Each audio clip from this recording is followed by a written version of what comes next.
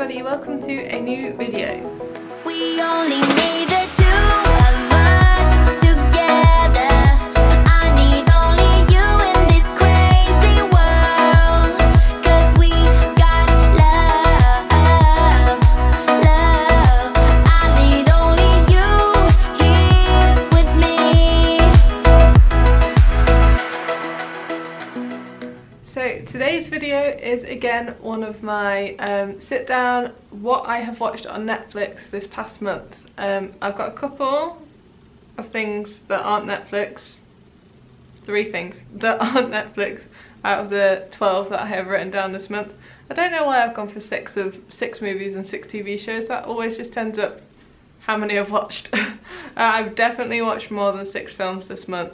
I've just chosen the 6 that I think will make up a nice different amount of films, if that makes sense. I watch so many like rom-coms and 90s movies and bad romance films that I could just make a whole list of like bad rom-coms that I've watched, like bad but good, if that makes sense. Things that we all love but are very much somewhat guilty pleasures. But yeah, so I've tried to choose some different genre films this month, even though they're really not. They're just stuff that I have watched. A couple of them Tom have watched with me, but he is not here right now, so I'm going to do this right on my own, but let's get on with it. So this month I am going to start with TV shows. There are 6 TV shows. 2 of them are on BBC iPlayer. One of them is on Netflix but also on Now TV, and the rest are on Netflix. So I'm going to start with the BBC iPlayer ones. So the first TV show, I don't think I've mentioned it before. Let me just double check.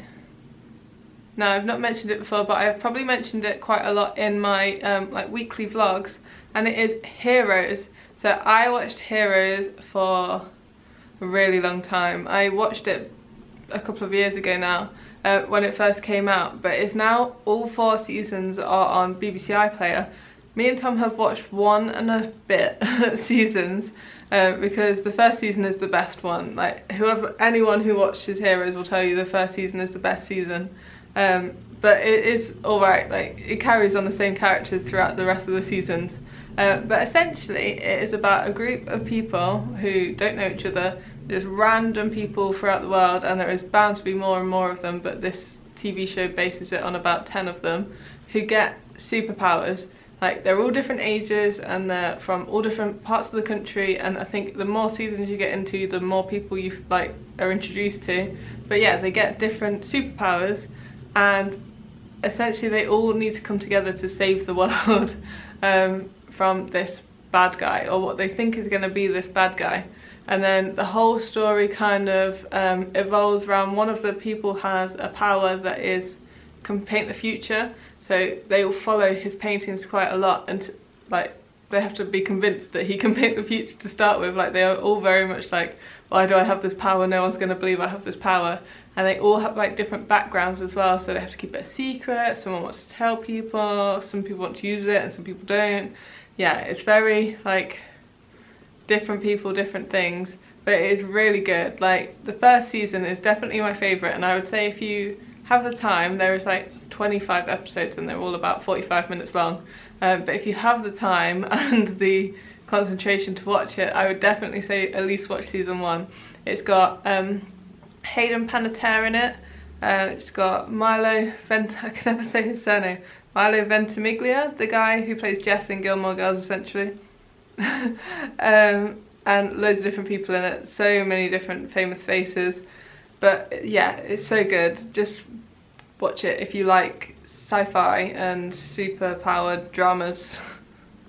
So the second thing that is on BBC iPlayer is Glow Up. So it's a real life drama competition about some people from all over the UK, I think it's UK, who be part of this competition to try and win a grand prize of being a makeup artist as part of a like team, I believe. I can't remember whose team it is, but they want to win to have the experience of being a professional makeup artist. So they're all amateurs, and they all want to be this professional to win this grand prize essentially. But the makeup on it is incredible. Like, when I say makeup, I don't mean just like daily like cat eyeliner and all of that. They do crazy things. There's this one girl who does so much prosthetics, and this other guy who added like this bold cap onto this person, gave him David Bowie, and it was amazing. But each episode they have to do a like on location like practical, and one of them they had to do Lion King in the West End, and that was my favourite episode that I've watched so far because, you know, a bit of Disney. But that's like some part of the TV show. Another one they went and did like London Fashion Week and all of this. It's so good, it's so dramatic, in a way that if you like reality TV. But yeah, if you like makeup and you like watching people's like concentration and attention to detail, you'll definitely enjoy this TV show. So the next 3 are on, yeah, and one isn't on Netflix. Sorry, I completely forgot to say that. One isn't on Netflix. I'll do that one now because it's the most current one and we're all enjoying it. And I haven't watched 6 TV shows this month, so I thought I'd include this. And of course, the Bake Off is back.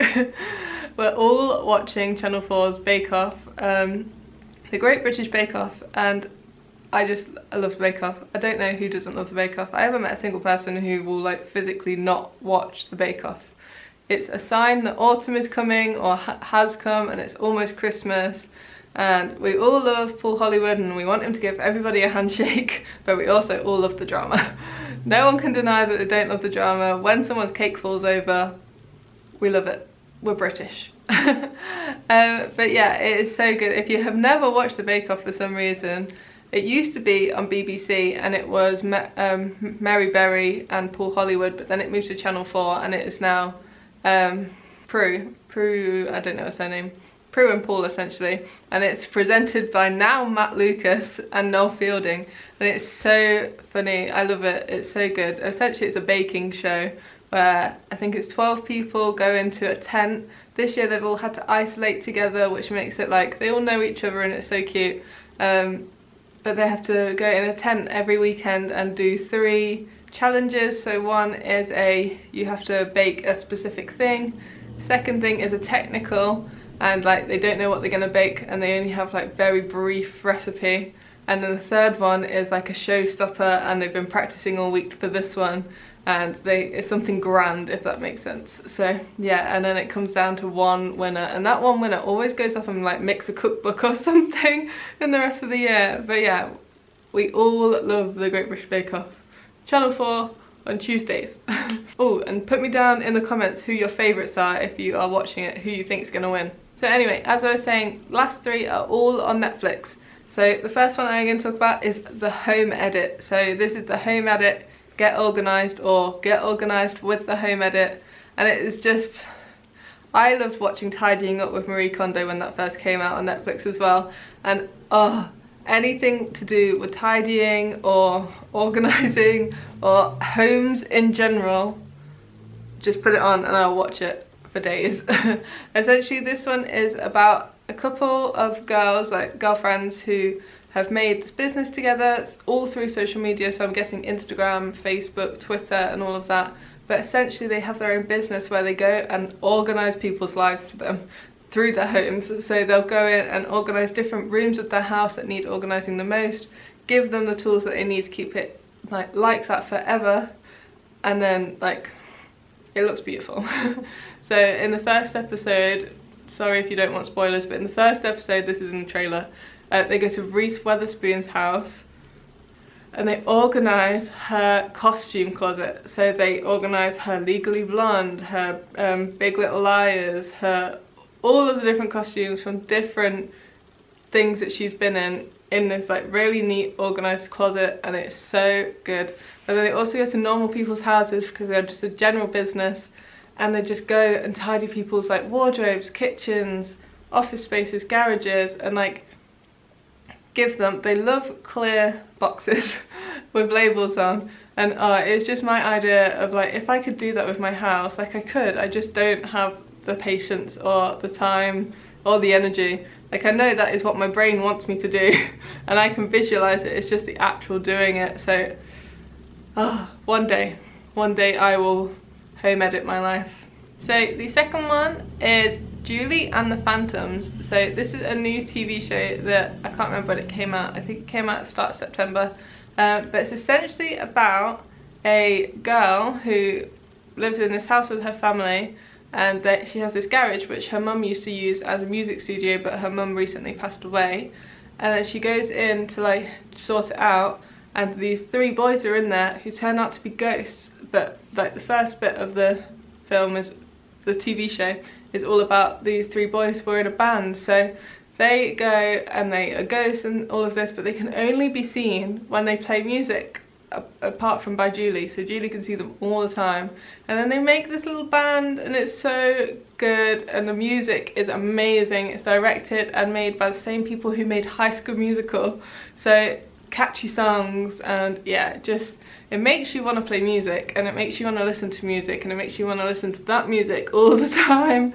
And the people in it are so good. The main guy is like my ideal 90s guy. But yeah, it's just so good. If you like High School Musical, then you're bound to like that. But if you don't like High School Musical, you have to like Netflix TV shows, just cheesy musicals, yeah, in general, which is High School Musical. So yeah, if you like High School Musical, watch Julie and the Phantoms. And then the last thing I'm going to talk about is something I've spoken about before. I know I have, but we have just finished it. We have finished season 10 of Modern Family. So I put it on because we have hardly watched any TV shows this month, because we have been watching through Modern Family. So the seasons 1 to 7 is on Netflix, and then 8 to 10 is on Now TV. Season 11 isn't out yet, but I've recently found out that it is out, sorry. It's not out on any of the like streaming services, but I've just found out that season 11, which is the last one, which only has 17 or 18 episodes rather than 22 or 23 like most of them, is going to be on Now TV in December. So I am so excited to watch that in December. But yeah, we've just finished season 10, and I've decided to start season 1 again because it's me. So I'm like 3/4 of the way through season 1 again. And they look so little. It's so cute to go back and look at them when they were tiny, now that I've like watched season 10 and they're all grown up and like graduated, and oh yeah. But Modern Family is so good. The episodes are only about 25 minutes long. They are so funny. As they grow up, the humour grows up with them, and it's just so good. It's like general life, but they're all got their own characteristics. And my favourite character is Cam. So there is they're all a family. If you've never watched it before, essentially there is like family of 5, which is run by the main mum, who's called Claire, and then all of her family. And then the other family it's based on is her dad, Jay, and his new wife and her son. And then it's got the third family, which is Claire's brother, Mitchell, and his partner, Cameron. And they adopted a daughter called Lily. So it's the 3 separate households, but they're all one family. But how different the households are, and that they all come together, which makes it the Modern Family. But it's so good to see all of them doing different things, and like when they're with other parts of each of the families and they're all talking, and like it's backwards, and it's just so funny. The humour is so good. Modern Family is just so good, and it's so short that you can just bash through a load, or you can just watch one while you're doing something. And yeah, and just watching it makes you feel like you've grown up with them. It's just so cute, and I can't wait until things that happen in it happen with us. And yeah, it's just so nice. Right, so that was all 6 TV shows. I am now going to go on to movies. There is only one of these which is on Disney Plus. The rest are all on Netflix. So 1 Disney Plus and 5 Netflix. So the first one was, which is the one that was on Disney Plus, we watched right at the start of September, and this is The One and Only Ivan. So me and Tom watched this together when it first came out, and we enjoyed it. It was good. Essentially it is about this gorilla, based on a gorilla, but it's about this man who ran a like circus inside a shopping mall. So I say a shopping mall, but it's like a circus with like some shops around it. But yeah, his main attraction is this gorilla called Ivan, and he just is ferocious, but he's not. He's like a tiny little cuddly baby, but like he goes up and like pounds on his chest for the crowds and things. And it's just how the circus is like dying down, it's not getting customers anymore, so they get new attractions and new animals, and they can all talk to each other, so it's CGI talking animals. But it's about this tiny little elephant, but they all decide that they want to be free, so not in the circus anymore, but obviously the man who runs the circus needs the money from the circus and wants it to stay alive because it's what he does and what he loves, but the animals all want to be free. And then this little girl who goes and works, well, her dad works for the circus, she gives Ivan, the gorilla, some crayons and a piece of paper, and then it's based on that he like draws things on this piece of paper, and then they think he's amazing because he's a gorilla that can draw. But yeah, and it's about trying to set free the animals, so it's really nice and it's a true story and it's just heartwarming. But as a film, I think not too much happens, so it's nice, it's lovely to watch and like watch this story unravel about this man and his love for his gorilla that he's had since it was a tiny chimp. But as a film, there wasn't too much like climax, and like I always talk about this with films, I really like it when there is a film which has storyline and something dramatic happens, and then like they have to do something to resolve that dramatic thing happening, and then a great ending. But this was kind of just like storytelling the whole way through, so if you're like me and you like things that happen to keep you engaged, this doesn't really have that. It's just a nice storytelling film because it's a true story about an actual gorilla who was in a circus that tried to paint. So yeah, if you like true stories then definitely give this a watch, and if you like animals definitely give this a watch, and it is on Disney Plus, so you do need a Disney Plus subscription.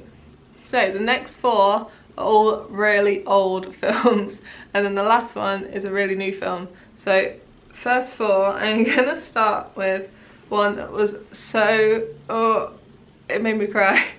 So it's Patch Adams. This is a film by Robbie? As if I know him. Robin Williams. And it's just, yeah, if you like Robin Williams, you know that it's just going to be a comedy, because he's just such a funny person. Robin Williams is the guy who voices the genie, if you didn't know.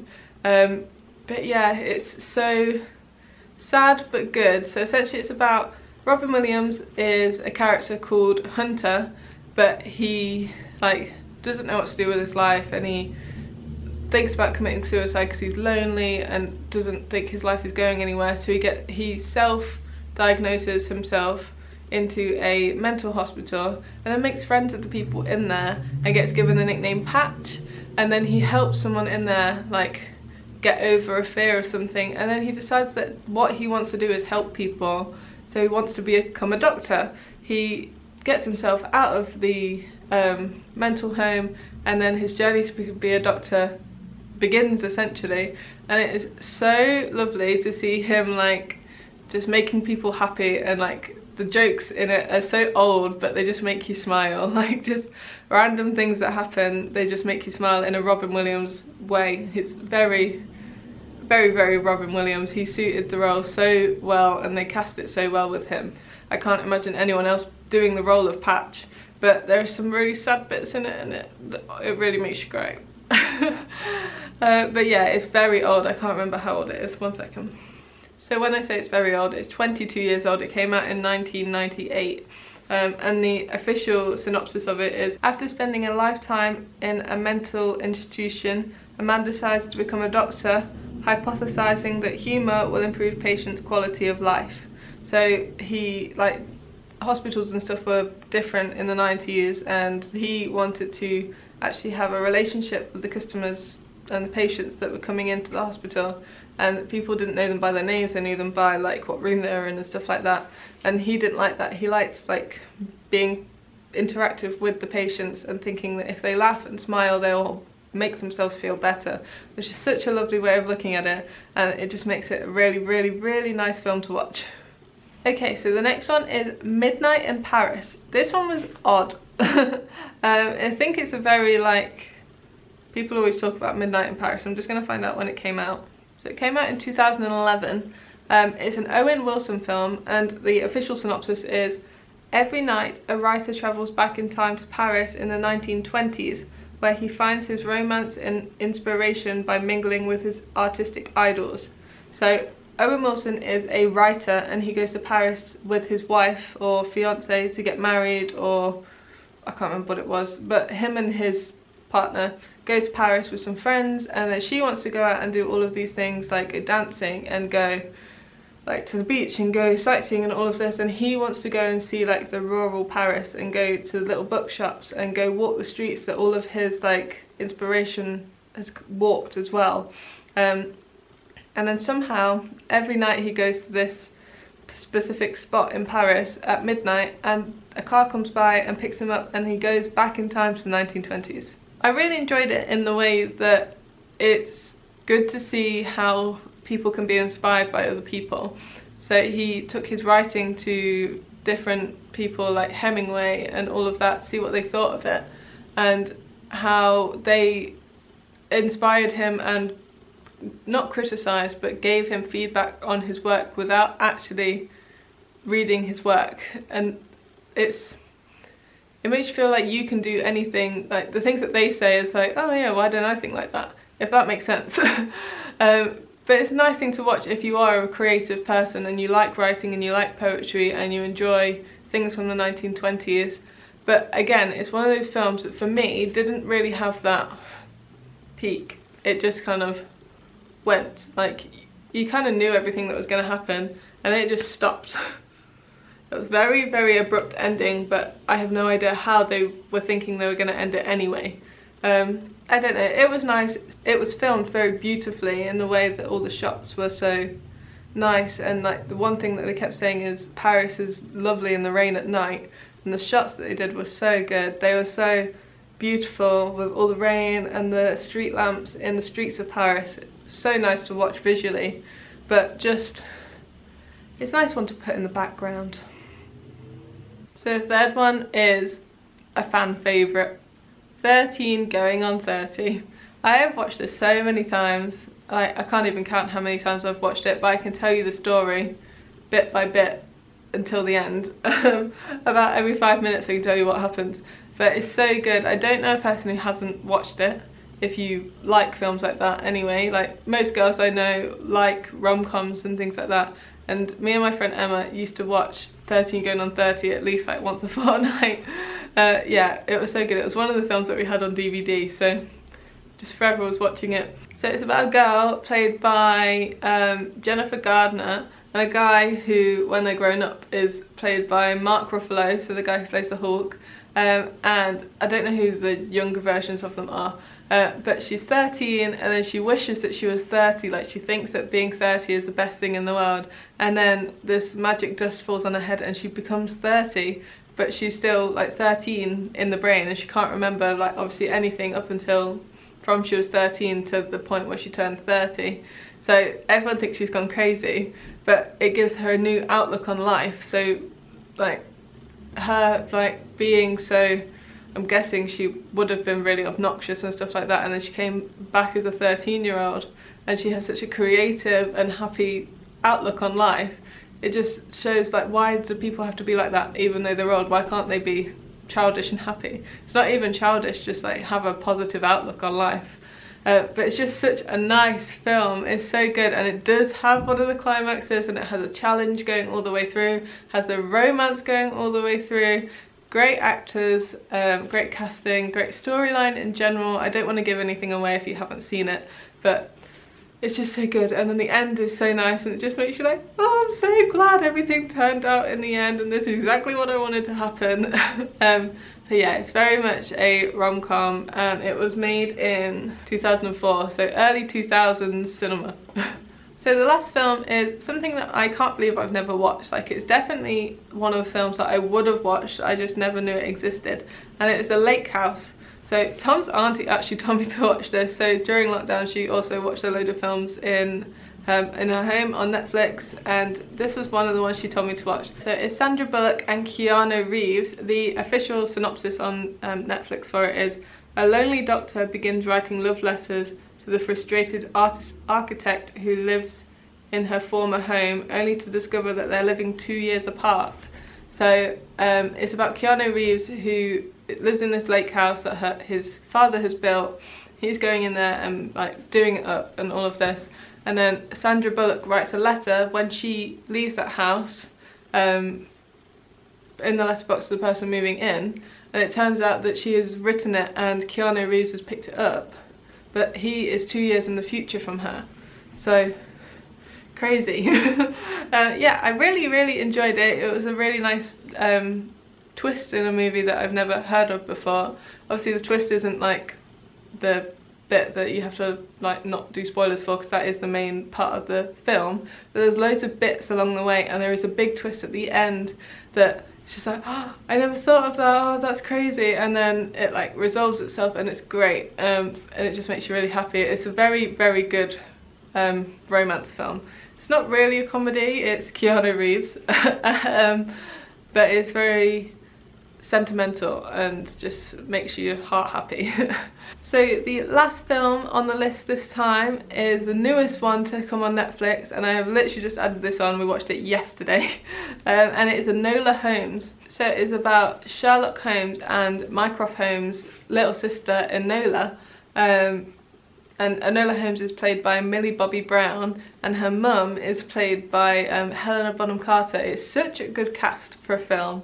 And it is filmed so well. The storyline for it is that Sherlock and Mycroft have grown up and their dad's died, and they have left home to leave Enola and her mum in their big like family home to grow up together, to get tuition for Enola to like be tutored and all of this, but she doesn't. She gets home taught by her mum, and she grows up doing things like science and fighting, like combat and stuff. And art and all of these things that make her childhood a happy one, but also her mum like giving her skills that she thinks she will need for the future. And then her mum goes missing. Crazy, where does she go? And it's a whole mystery. So Enola goes off, Sherlock goes off, Mycroft goes off, and all of this, and so many different things happen. There's loads of different characters that come in, and loads of different like places and fight scenes and all of this. It's action all gone in, but also with a little bit of like, ooh, what do you think is going to happen? But I really enjoyed it. It was really good. I thought it could have had a little bit more of like problem solving. I thought it was going to be a bit like the TV show Sherlock had a lot of questions that you try to work out yourself at home, because it's a Sherlock Holmes thing, that you think there's going to be puzzles that you can like be thinking about, and then they get resolved within the TV show. But there wasn't really like that in the film. So there was lots of different like puzzles, but not that you could do yourself, but they did in the film. You're like, oh okay, yeah, that's clever, but you can't like join in, if that makes sense, which is what I liked about the Sherlock TV show. But for a film, I enjoyed it. It was good. It didn't seem as long as it was. It didn't seem to drag. It didn't seem to be over really soon either. It was a good, like, a lot of people base their like opinions on films now of like, oh no, it didn't feel that long, so it was good. Like, if it feels long, then you don't enjoy it because you feel like you've been sat there for ages. But it was good. It was a good length. If you like Millie Bobby Brown, then I'd definitely watch it. Like, if you like Stranger Things and her in Stranger Things, she has that like witty humour about her in this, the same as she does in Stranger Things. And then it's like got the Sherlock Holmes like detective part in it. So yeah, definitely watch it if you enjoy those two different like things put together. Okay, and that is everything. So that is the 6 films and 6 TV shows that I have been watching throughout September. There's loads more of like random rom-coms that I have watched just on Netflix. I have made a massive list. If anyone wants to know anything that I would recommend like to watch on Netflix that is just a rom-com, I will definitely do a video on just like rom-coms that are on Netflix to watch, but only if you guys are interested. I'm not going to do it if you're just like, oh, I'm not going to watch that, I don't like rom-coms. But yeah, let me know down in the comments. Also let me know your favourite thing you've watched this month on Netflix or Disney Plus or BBC iPlayer or Amazon Prime, Now TV, whatever, in the comments, and I'll definitely check it out. I always love new things to watch. But yeah, thank you very much for watching, and I will see you in the next video. Bye!